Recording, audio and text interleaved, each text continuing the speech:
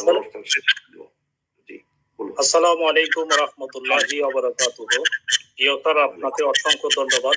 আজকে খুবই সুন্দর একটা বিষয়ের উপর আপনারা আলোচনা রাখতেছেন।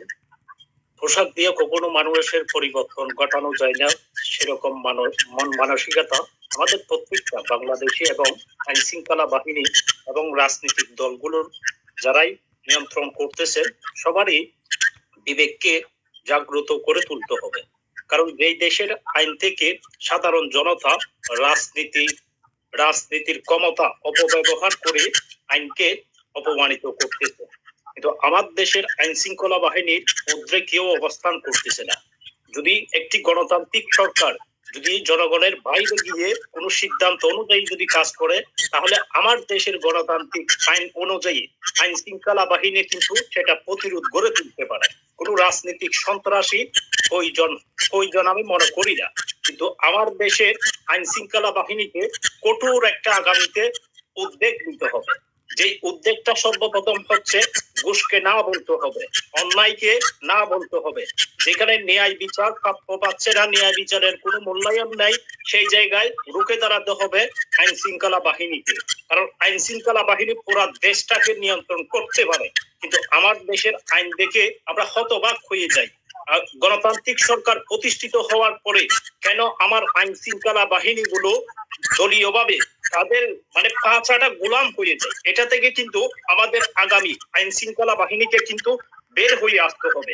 তখন কোন এক গণতান্ত্রিক সরকারও কোন ধরনের রাষ্ট্র বিরোধী এবং গণতান্ত্রিককে হত্যা করার কোন ধরনের সুযোগ পাবে না।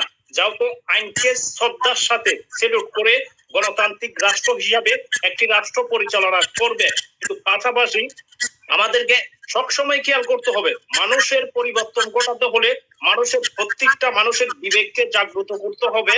যেই জায়গায় আপনার চোখের সামনে অন্যায় হচ্ছে অন্যায় বলবেন, আপনার চোখের সামনে ন্যায় হচ্ছে ন্যায় বলবেন, সত্যকে প্রাধান্য দিতে হবে।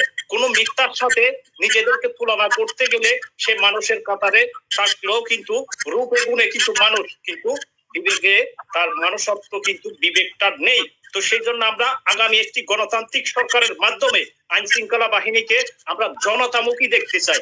যে জনতামুখী হবে, জনগণের সাপোর্ট এবং জনগণের মেহনতি মানুষের পাশে আইন শৃঙ্খলা বাহিনী থাকবে। কোন দলীয় নেতা কর্মী যেন কোন সাধারণ মানুষের এবং আমার রাষ্ট্র বিরোধী কোন ধরনের কাজ যেন করতে না পারে, এদিকে কিন্তু আমাদের আইন শৃঙ্খলা বাহিনীকে সচ্ছল থাকতে হবে।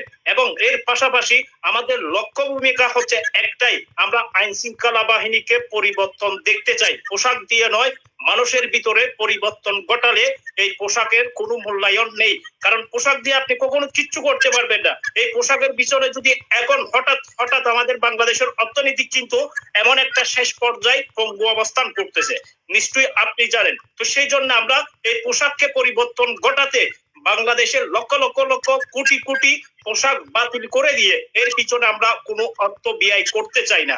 জাস্ট এই পোশাক থেকে দলীয়করণ সরিয়ে দিতে হবে।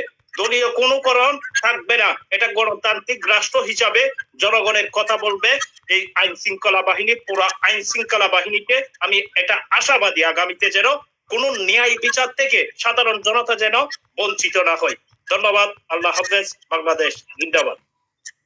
অনেক ধন্যবাদ আপনাকে, অত্যন্ত সুন্দর কথা আপনি বলেছেন।